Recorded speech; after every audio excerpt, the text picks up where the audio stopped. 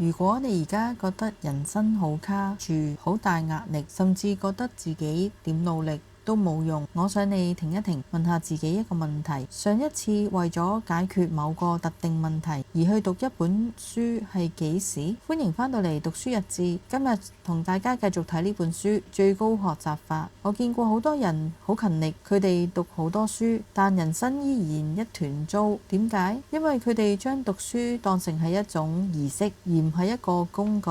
作者樺澤紫苑喺書入面講咗一個觀點，佢話呢個世界上90%嘅煩惱其實可以透過閱讀揾到答案。聽落好似好誇張，你點諗？而家遇到嘅人際關係、工作壓力、財務問題，喺人類嘅歷史裏邊，其實已經有幾千幾萬人遇到過，而且其中最聰明嗰班人已經將解決方法寫咗喺書入面啦。作者舉咗個例子，如果你同上司關係係-100分，你每日返工真係好想逃避啊！如果你放任唔理，3個月後佢會變成-200分，你可能會崩潰辭職。但如果你去書店揾關於向上管理嘅書，哪怕嗰個方法只係幫你改善到-70分，你個心態已經完全唔同咗啊！重點唔係要你由第一頁讀到最後一頁，作者教我哋一個叫做快速瀏覽嘅技巧，先睇目錄，揾出3個最能救你嘅章節，直奔結論。呢一種就係叫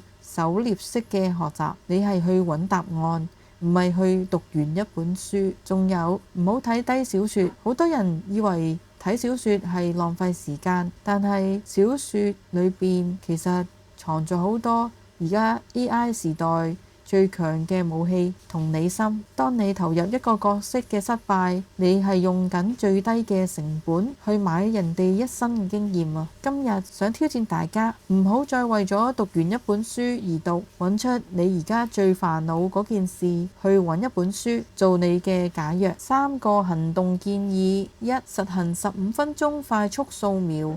下次拎起本工具書，先用15分鐘睇目錄前言同每章結論，喺未決定深度閱讀之前，先掌握90%嘅核心內容。 2. 建立問題對策書單，列出你目前人生最煩惱嘅3件事，例如拖延症、同伴侶吵架、理財等等。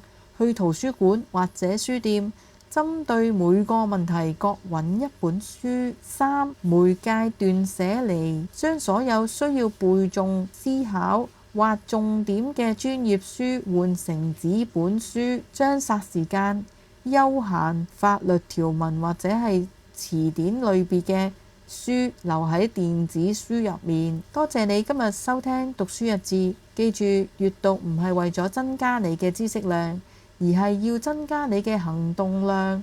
如果你鍾意今日嘅分享，記得 subscribe 我哋嘅 channel， 同埋將呢集 share 俾一個最近覺得壓力好大嘅朋友。我哋下集見。